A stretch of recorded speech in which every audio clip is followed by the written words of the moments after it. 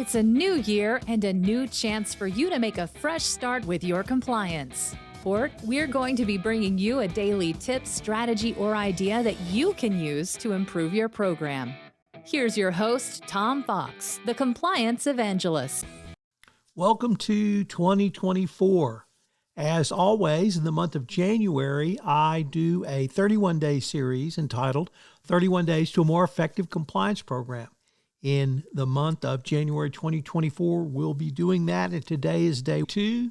This year, I'm going to open with some of the key speeches from the Department of Justice in 2023 and how those speeches really portend what DOJ enforcement will look like, and equally importantly, what you as a compliance professional will need to do to respond to these new DOJ initiatives.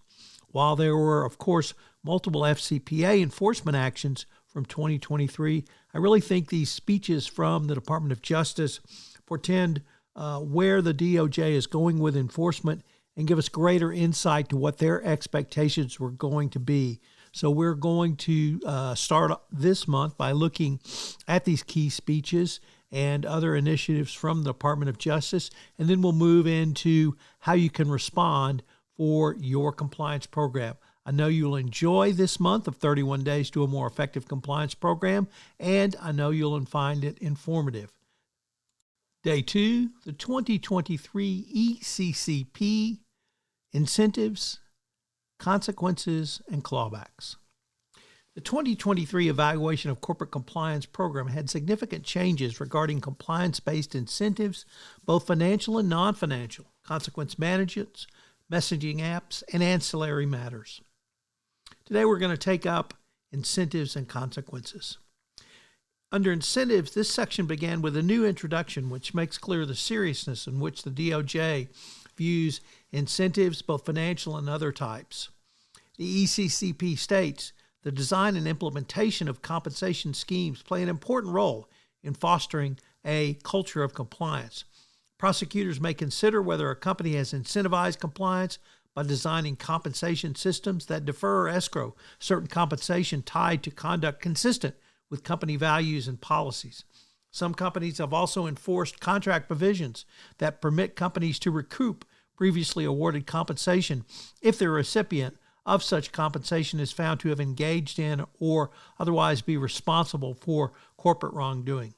Finally, prosecutors may consider whether provisions for recoupment or reduction of compensation due to compliance violations or misconduct are maintained and enforced in accordance with company policy and applicable laws.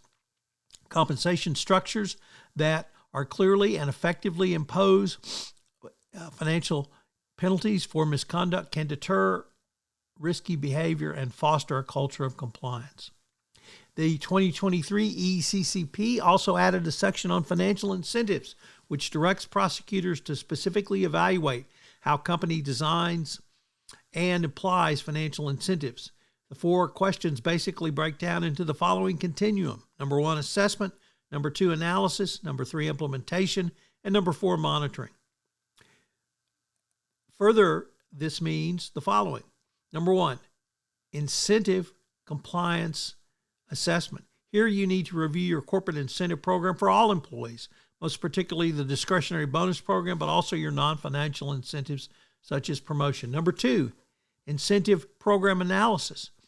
Here you need to see what perverse incentives may exist in your organization. Number 3, incentive program implementation. After implementation of the incentive program, it must be monitored. And number 4, incentive program monitoring. Here, there needs to be an ongoing monitoring of the incentive program, including has the company ensured effective management of the incentive program. Consequence management.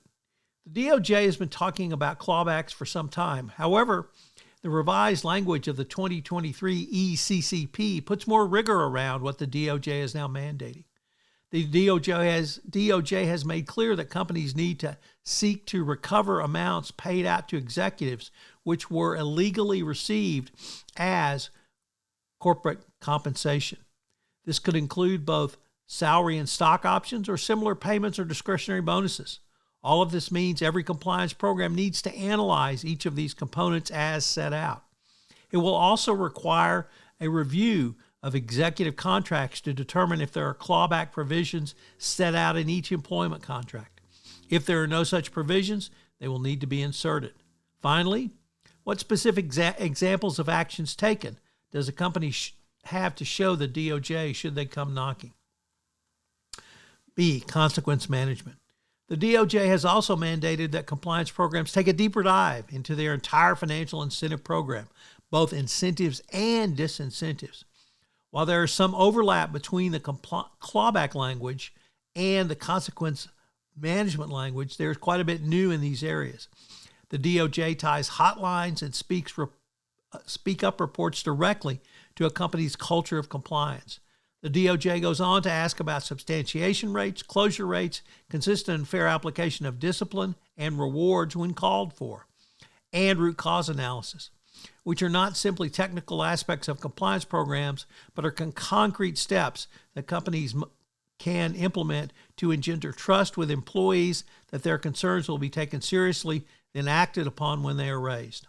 Once again, as with clawbacks, these levels of analysis that many compliance programs have not yet taken but are now required to do so.